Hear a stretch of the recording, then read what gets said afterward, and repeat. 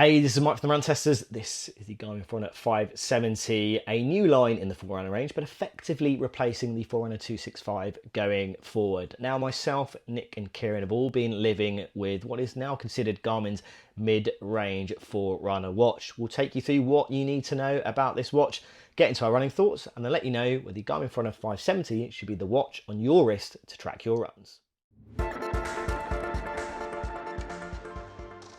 So here's the key things you need to know about the Garmin Forerunner 570. It costs £459 in the UK or $549 in the US, making it more expensive than Garmin's previous mid-range watch, the Forerunner 265.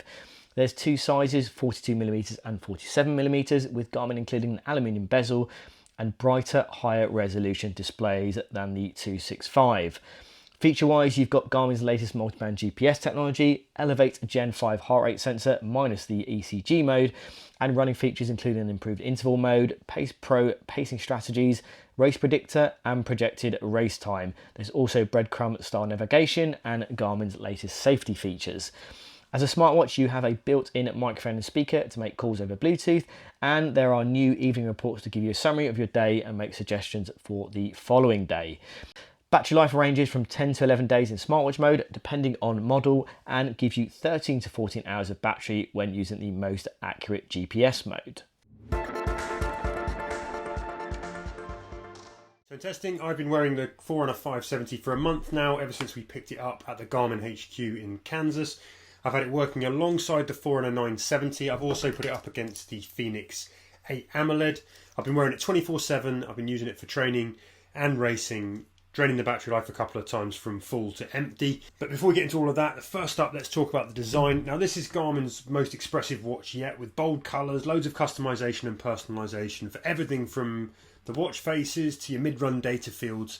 I personally like the striking design that you've got here. I know that some people may feel it's all a bit much, maybe a bit sort of kiddie's toy, but if you want to, you can always get it in black. At just 50 grams, even the larger 47mm that I've been testing is happily light and 24/7 wrist friendly, but it's great that Garmin also offers a more compact 42mm option for people who want a little less on the wrist as well. When it comes to the updates over the 265, and in general, there are some interesting new running features. Now, I didn't get to test the all-new auto lap feature that snaps your laps to the actual markers of known race routes. That's there to give you more accurate splits during the race, but it feels like that's going to be useful as long as the race routes that you're going to be running are available, and there's a wide library of those. I also like that if you forget to stop your watch in the post-run euphoria, that the suggested finish lines features will trim unwanted data. I have left it on before of a watch and had crazy Strava stats. The 570 now also spots when you hit the track, locking you to lanes for more accuracy. Now, some runners will definitely find the built-in speaker and mic useful for taking calls when your watch is paired with your phone. I don't tend to do that. I like to block things out and just run. The fast and reactive touchscreen, though, is the hero here. It's notably more bright and vibrant than AMOLED-toting rivals, and even punchier and brighter in all lights, I think, than Garmin's premium Fenix watches. And I absolutely love it. It's the only watch that I've had, well, at least, it's one of the watches that people will come up and comment on that. You will sacrifice staying power for that vibrant display. With the always-on screen set to full brightness, I got 4 days on a single charge with 2 hours running max GPS. That's not huge, but you can tweak the settings to eke out more juice if you want, using kind of lower brightness, raise to wake, all those kinds of things. Some other key findings from tests included with the screen set to max brightness, always on switched on, the average overnight burn was around 3%, that's pretty normal. A 1.5 hour run with those settings using max accuracy GPS burned 8%, that's quite high. The overnight burn dropped to 4% with raise to wake on, while a 1 hour run with max accuracy GPS and raise to wake burned 7%. That dropped to 5% if you use the all systems GPS. I also ran close to 9 hours for the Comrades Marathon with the 570 up against the 970 in max accuracy with the screen set to full bright and always on switched on. The Forerunner 570 burned 55%, the 970 burned 39%. Now, when it comes to accuracy in my testing on everything from urban commutes to tree-covered forest runs, the GPS performance was solid. This is an impressive thing. It regularly matched the Fenix 8 for overall distances. On the Comrades, it came within 0.05 of a mile versus the 970, much pricier watch there, over that 90 kilometres. And when you dig into the GPS tracks, even in the lower accuracy, lower power all systems GPS, the 570 was largely a good match for the Fenix 8, which was set to that all systems dual frequency mode. The 570 had a few wiggles and wobbles, but it came in close on overall distance. That's not bad at all if you want a cheaper watch that's going to perform well and you're going to try and eke out more battery life whilst you're at it. The heart rate accuracy also impressed, matching our chest strap as well as any optical sensor that I've seen. It struggled at times with some high reads. That seemed to be when I stopped. Sometimes it failed to kind of always drop in line with the chest strap. But overall, a solid optical heart rate performance. Nothing here that I would say is out of the ordinary for a regular optical. So my likes with the 570 start with the new design of the watch. I do think it is a brighter and more fun design than we've seen from Garmin in the past. They usually stick to quite conservative watches, and there is still a black option of the 570 if you don't like all these bright bezels, but I do think it adds something to the watch and maybe gives it some wider appeal to people who don't necessarily go for Garmin's in general. On what is still, a high performance sports watch, you are now getting a more fun design. If you get for the yellow bezel, there's the pink bezel, smaller watch, and all in all, I think it's a good idea to have some brighter colours in the range, and I do like what they've done with it. And the screen is also notably brighter than we've seen with previous Garmin AMOLED watches. Like, it's surprising to me how much of an upgrade it was. Garmin hasn't given the exact stats on it in terms of nits and that kind of thing, but yeah, when using it side by side with the 265 or using the 970 against the 965, you can see a big jump in the brightness of the screen, which does come at the cost of battery life, which we'll come on to later, but it's a nice thing to have. It's a brighter, more engaging watch. I think it will win some people over who use maybe more Apple Watches and smartwatches in general, might now see this as more of an option because it is that little bit more colourful and bright. And then for me, the second like is the more important one, which is the accuracy of the watch has been impeccable throughout testing. Like, GPS accuracy has been on point in every run I've done with it. I've not really seen any kind of error on the GPS tracks. I've done a couple of races as well. I did a half marathon, the Hackney Half in central London, which is on quite twisty turning roads, and the reading from the watch was very good throughout. I've also done a 10k on country lanes, and it gave a very accurate GPS track there. So it certainly can use it for accurate pacing stats, accurate distance stats, as you'd expect from a Garmin watch with multi-band GPS. So no concerns there. And the heart rate accuracy has also been really impressive throughout weeks of testing, comparing it to a chest strap heart rate monitor. Over the last few weeks in particular, I've been using the Forerunner 970 with the new Garmin HRM 600. The 570 I've not linked up to that strap, but I've had the same reading on pretty much every run, whether it's short, sharp intervals, it's tracked those very closely, or during races, it's been very accurate as well. So it's a good time of the year to test heart rate because it is warmer conditions when optical heart rate tends to be better, but I do find that Garmin's Elevate Gen 5 sensor is pretty good and pretty reliable, to the point where you maybe could think about ditching a chest strap.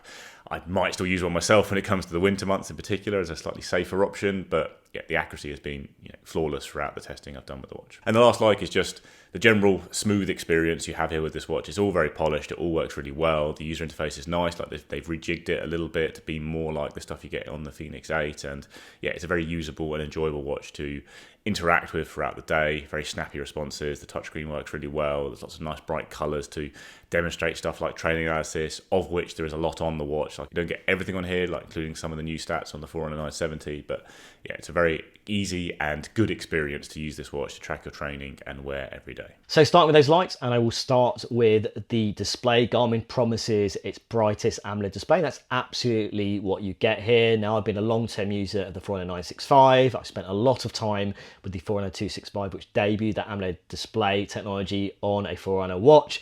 And you definitely, put them side by side, you can see how much brighter, more visible the screen is in comparison.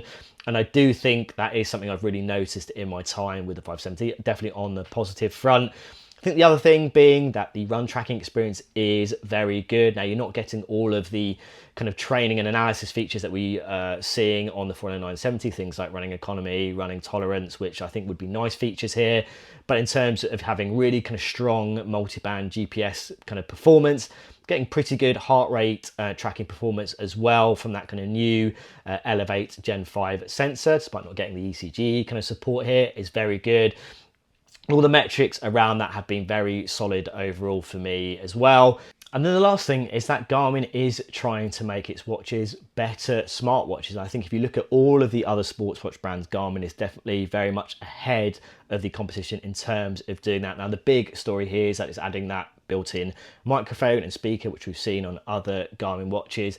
And I think in addition to that, you're getting the kind of latest Garmin kind of operating system and user interface, which I'm still a little bit on the fence about kind of pulling everything all together. But in terms of if you want a sports watch that feels more like a smartwatch and, you know, creates that experience definitely day to day, that's absolutely what you get here on the Forerunner 570. And as I said, I think, you know, adding those features that I haven't necessarily used on a most regular basis or felt compelled to, I do like the fact that as a package with that software, improved user interface, and also the level of smartwatch features you're getting, it's definitely the best kind of smartwatch experience you'll find on a sports watch, you know, particularly when you compare it to what you're getting on a Polar, a Coros, and a Sunto.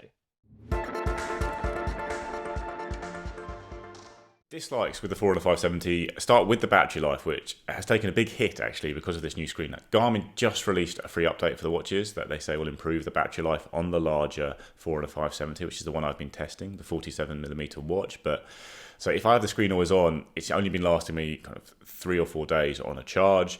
And then even when I turn the screen to raise to wake outside of runs and other activities, I'm still looking at kind of 6 or 7 days on a charge, which is a fairly big drop off from the Forerunner 265, which was more like 4 or 5 days. You know, if you had that in raise to wake, it would definitely push past a week. So I do think this is a watch that probably you will want to use in raise to wake mode if you are someone who's used to more traditional Garmin battery lives, which nearly always have been about a week. We'll see if that update kicks in and makes a bit of a difference, but I've not noticed a significant jump in battery life since I've made that update a few days ago. So yeah, the bright screen comes at a cost. And that's a balance that basically every watch manufacturer has. It's why Apple Watches only last a day on a charge and Garmin screens haven't always been as bright as those on smartwatches. But it certainly is a nice screen. But yeah, if you were just using the Forerunner 265, that felt like a very nice screen as well. So when you look at them directly, that you start to really notice the upgrade on the new watch. So for some people, it might not be worth that battery life.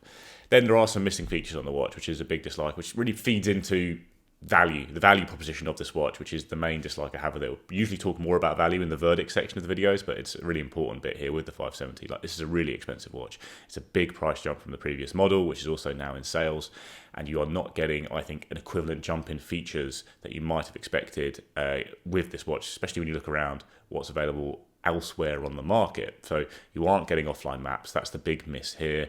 Like, other watch brands are now making those available in mid-range watches that cost down towards £300, and they're not here on the Forerunner 570. Now, Garmin's maps are a bit better than most. They are routable maps, which makes a big difference. They actually know where you are. They can create routes on the fly, and maybe Garmin's want to give those away in a mid-range watch, but I think they kind of have to now. The market is as it is, and everyone is putting offline maps on watches that are significantly cheaper than this. And it's a big miss, I think, for the 570. Also doesn't do ECG measurements, which is not a big deal for me, but it has the sensor that can do them. And Garmin has watches that are cheaper than this, like the Venue 3 Plus, that do ECG measurements. So again, it's another feature that's not here. And that just feeds into the fact that this is a really expensive watch, and the main thing you're paying for, I think, really compared to the past model, is the design upgrade, which is very nice, really enjoyable, but that's not usually how things are valued in the sports watch area. It's quite interesting, with smartwatches, if it was all about the new design, that would be fine. That's what you expect from a new smartwatch, a fantastic new design, that kind of thing. But in sports watches, people are more into the nitty-gritty and want those new features, and there isn't so much of that here with the Forerunner 570, which means it's going to maybe be a slightly harder sell. Two things I'm not so sure about then. And when it comes to performance, wearability, looks, design, and all the major areas, there isn't a whole lot that I don't like about the Forerunner 570. Probably the biggest gripe, really, is the price hike and the overall price of the watch. That makes it considerably more expensive than the likes of the Sunto Race or the Coros Pace Pro, those other AMOLED watches, mid-range watches that offer sort of similar run tracking capability and experience. There are some slightly odd decisions, like not to include the ECG despite the new heart rate sensor tech on here, particularly when other cheaper watches offer that smart. The lack of full offline maps as well at this price feels like a notable omission. I would have liked the sapphire screen protection that the 970 gets, just to toughen it up again. This is a bit of an investment. I wanted that extra protection. I'd maybe like the option to buy it with a nylon strap as well. And one final little gripe on the silicone strap with mine, it never quite sits flush. I always get this little bump. I can't quite get to sit. If I move the slider along, the tail gets too long. So it's just always a little bit extra. It's a minor detail, but it has annoyed me just a smidge. So into those dislikes, and the first thing I'll start with, the most notable thing has been around battery life. Now, I think when Garmin moved to AMOLED displays, we definitely saw a drop in battery life from traditional transflective memory and pixel displays. But when you look at it compared to other smartwatches, it definitely was a better performer. Now, what's interesting with the 570, and I've seen this in the 970 and the Venue X1 recently, is seeing that battery saver mode kick into gear a lot earlier than I've seen in previous watches. And I think the brighter displays definitely seems to be having an impact here in terms of that battery life, particularly when you're using it always on display mode.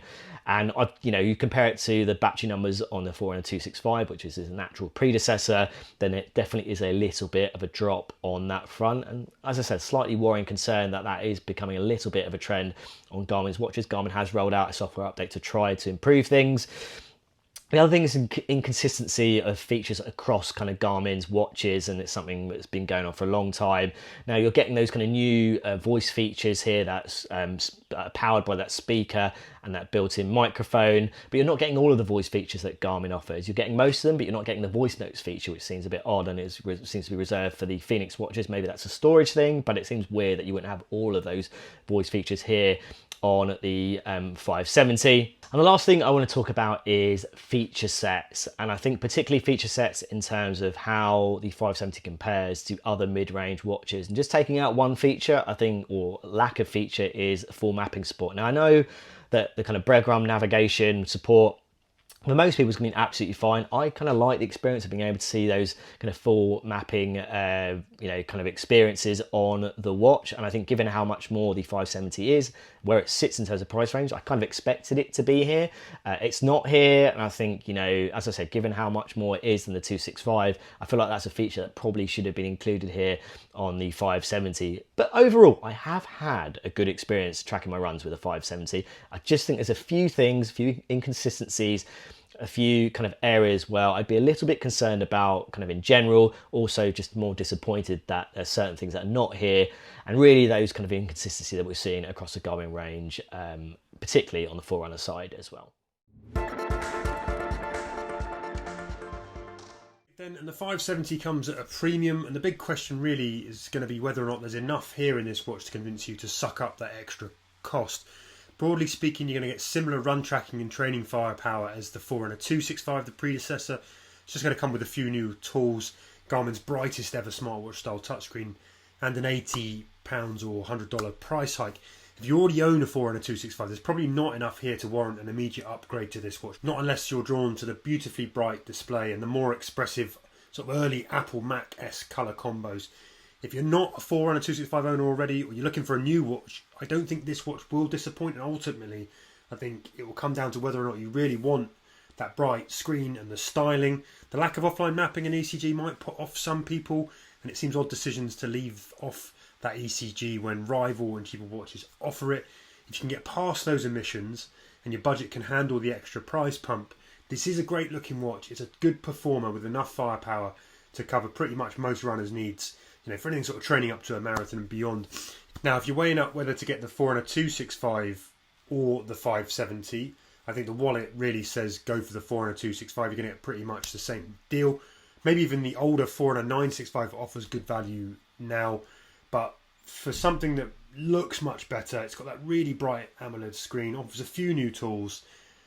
I think the 570 is the better watch. I don't think it's better value, but I think it is a better performer all round. So my verdict on the Garmin Forerunner 570, I think this is a very solid running watch, but I think it's a very solid running watch at a very odd price, particularly when you compare it to other watches that sit in that kind of mid-range sports watch, running watch kind of category. And I'm talking about things like the Suunto Race, the Polar Vantage M3, the Coros Pace Pro, which come in less than the Forerunner 570, and also offer a lot more features for that money or for less money as well. I think you look in Garmin's range, and we talked about this as being the kind of successors to the Forerunner 265. The Forerunner 265 is now going to be cheaper. There are some differences between the two. I don't think the differences between the two watches are that drastic to say that you're going to get a grossly inferior kind of experience going for a 265 over the 570 at the moment.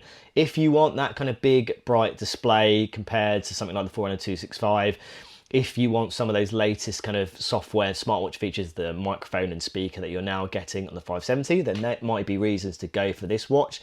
I personally would be still looking at the Forerunner 265, but I think more importantly, there are watches, as I said, from Coros, from Polar and Suunto that can, offer similar kind of feature sets do it for less money, give you similar performance, and also give you some features that you don't get on the Forerunner 570. So verdict on the Garmin Forerunner 570, I think this is a great watch. I just don't think it's a great value watch. Like, I really like the new design on the watch. I think it's fantastic. If you absolutely love that and you're really into the design, that would be the reason to maybe look at it ahead of other options. But in terms of pure value for the features you're getting and performance you're getting, there are better models in the Garmin range for sure. The Forerunner 265 really does cover a lot of the same bases. It's still a fantastic running watch, and you don't get the mic and speaker, but maybe that won't be such a big deal. The screen's not quite as bright, but you are getting better battery life, and you're going to save a significant chunk of money because it's not only a much cheaper watch on RRP, it's also regularly in sales. So I do think that's a better value watch. I think the even better value proposition is if you are prepared to spend a fairly big amount of money. The Forerunner 965 from Garmin is now usually available for less than the Forerunner 570, and that does have maps, and that is a full-featured Garmin watch with a fantastic AMOLED screen. It's, I think, for a while been one of the best value propositions on the market because it had all the features on the previous model of the Phoenix in a lighter, cheaper watch. Now missing a few things that you're getting on the Forerunner 970, like the running economy stats and that kind of thing, but the 965 is still a very full-featured watch and a good price, and you are getting those maps. So if those are important to you, I think that's a pretty easy pick over the 570, given that you're going to get it for less. And then if you look outside the Garmin range, the 570 is meant to be the mid-range watch, and it's not competing on price with those other mid-range watches like the Coros Pace Pro, the Polar Vantage M3, the Suunto Race S. The Suunto Race S and the Coros Pace Pro in particular, I think, are fantastic watches that do have maps. The Suunto Race S has pretty nice design as well. The Coros Pace Pro is a little bit more plasticky, but I don't mind that. I think it's still quite a nice, fun watch to wear all the time. And you are getting a really fantastic, accurate performance from those watches at a significantly lower price with the bonus feature of maps in there, which aren't on the 570. So yeah, I think the key reason to look at this watch is probably the design, which is just unusual for Garmin. Like, it's just not what you expect to say. Like, it doesn't really justify its price based on features. Normally, it's quite clear in the Garmin range exactly what features are available at what price. And this watch, I think, is such a big jump in price without a significant jump in features. If you are someone who's a more traditional sports watch user who just wants the most bang for your buck in terms of performance, things like battery life, new features, that kind of thing, this watch doesn't really live up to those expectations. But if you're someone who maybe is more of a smartwatch user who wants a really good looking, incredibly capable sports watch, like I said, the performance of this watch has been immaculate during my testing. I'd very happily use it as my main sports watch, and you love the design, and maybe you'd look at this instead of something like an Apple Watch Ultra, then maybe there's something there. So overall, fantastic watch, but until we see it start to drop in sales quite a lot itself, I don't think it's the one that I'd be going for. Okay, so there you have it, our multi-tester take on the Garmin Forerunner 570. Now, if you've got any questions about this watch that we haven't covered in this video, do let us know. If you're also keen to hear about how this watch compares to some other running watches that are out there, do let us know about that as well. As always, like and subscribe, hit that little bell to find out about our latest videos, and yeah, we'll see you for next Run Testers video.